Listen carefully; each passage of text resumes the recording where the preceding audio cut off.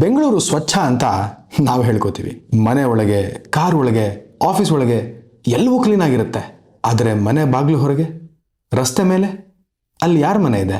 Video start ಮಾಡೋಕ್ಕೂ ಮುಂಚೆ ಕೆಲವೊಂದು ಕ್ಲಿಪ್ಗಳನ್ನು ಹಾಕ್ತೀವಿ, ನೋಡ್ಕೊಂಬನ್ನಿ.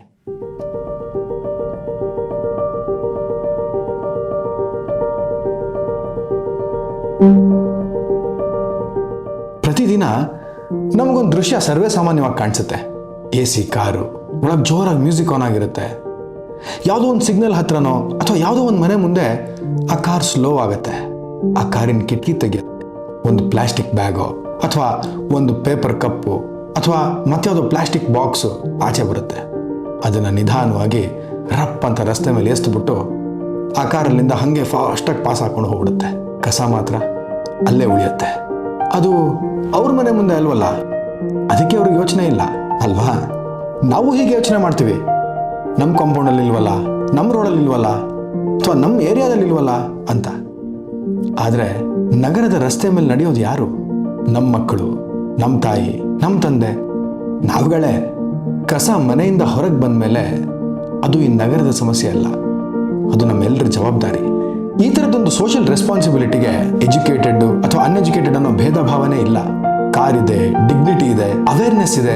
ಆದರೆ ಕಸ ಬಿಸಾಡೋದಕ್ಕೆ ರಸ್ತೆನೇ ಆಗ್ಬೇಕಾ? ಸ್ವಚ್ಛತೆ ಮನೆ, ಬಟ್ಟೆ, ಕಾರು ಇದಕ್ಕೆ ಮಾತ್ರ ಸೀಮಿತ ಆದರೆ ಅದು ಸ್ವಚ್ಛತೆನೇ ಅಲ್ಲ, ಅದು ಸ್ವಾರ್ಥ. ಮಳೆ ಬಂದಾಗ ಡ್ರೈನೇಜ್ನ ಬ್ಲಾಕ್ ಮಾಡುತ್ತೆ.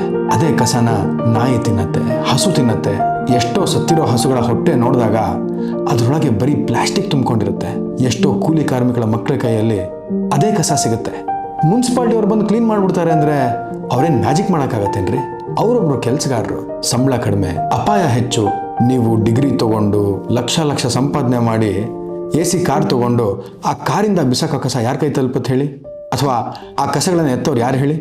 ಇದೇ ಏನು ಓದಿಲ್ದೇ ಇರೋರು, ಕಡಿಮೆ ಸಂಬಳ ತಗೊಳ್ಳೋರು ಮತ್ತು ನಮ್ಮೆಲ್ಲರ ನಗರ ಸ್ವಚ್ಛತೆನ ಕಾಪಾಡ್ತಾ ಇರೋ ಪೌರ ಕಾರ್ಮಿಕರ ಕೈಯಲ್ಲಿ.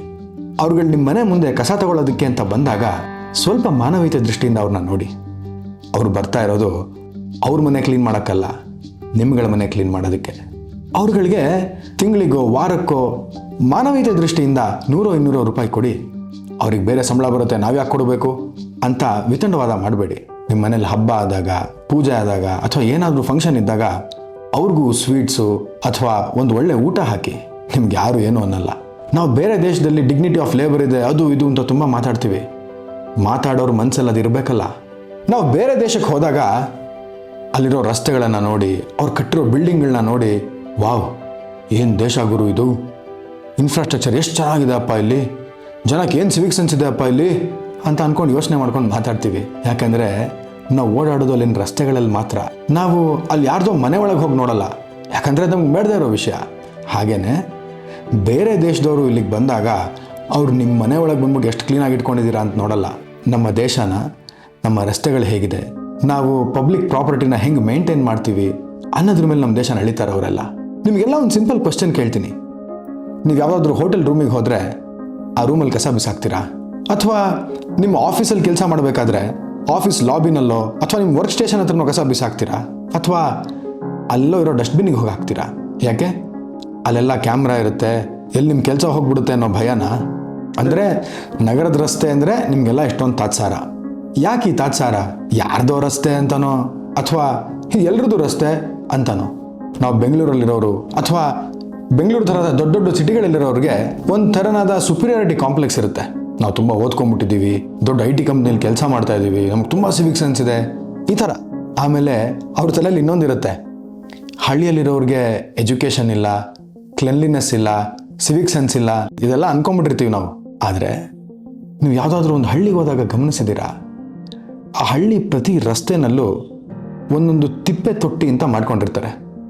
ಪ್ರತಿದಿನ ಬೆಳಗ್ಗೆ ಆ ರಸ್ತೆಯಲ್ಲಿರೋ ಪ್ರತಿಯೊಬ್ಬರೂ ಅವ್ರ ಮನೆ ಕಸನ ತಿಪ್ಪೆ ತೊಟ್ಟಿಗೆ ಬಂದು ಹಾಕ್ತಾರೆ.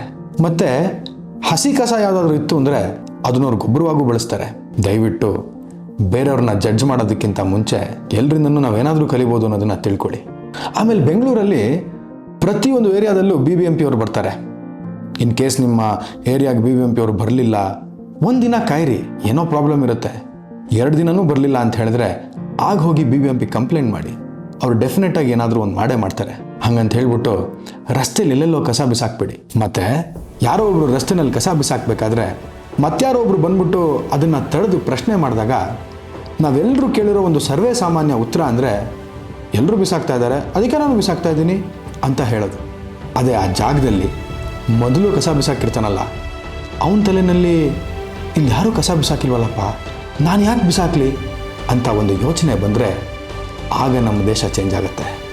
ಮುಂದಿನ ಸಲ ಕಾರ್ ಕಿಟಕಿಯಿಂದ ಕಸ ಆಚೆ ಹಾಕಬೇಕು ಅಂದಾಗ ಒಂದು ಸಲ ಯೋಚನೆ ಮಾಡಿ, ಮನೇಲಿರೋ ಡಸ್ಟ್ಬಿನ್ನಿಗೆ ಹಾಕಿ ಅಥವಾ ಅದನ್ನ ಮನೆ ಮುಂದೆ ಇಡಿ. ಅದು ಹೆಚ್ಚು ಶ್ರಮ ಅಲ್ಲ, ಅದು ನಮ್ಮೆಲ್ಲರ ಜವಾಬ್ದಾರಿ. ಬೆಂಗಳೂರು ನಮ್ಮ ಮನೆ ಕಣ್ರಿ. ನಗರ ಸ್ವಚ್ಛವಾಗಿದೆ ಅಂತ ಹೇಳಬೇಕಾದ್ರೆ ನಮ್ಗಳ ಮನೆ ಅಷ್ಟೇ ಅಲ್ಲ, ನಮ್ಗಳ ಮನಸ್ಸು ಕೂಡ ಅಷ್ಟೇ ಸ್ವಚ್ಛವಾಗಿರಬೇಕು. ಈ ವಿಡಿಯೋ ಒಬ್ರಿಗಾದ್ರೂ ಕಿಟಕಿ ಮುಚ್ಚಿಸಿದ್ರೆ ಅದೇ ನಿಜವಾದ ಸ್ವಚ್ಛತೆ.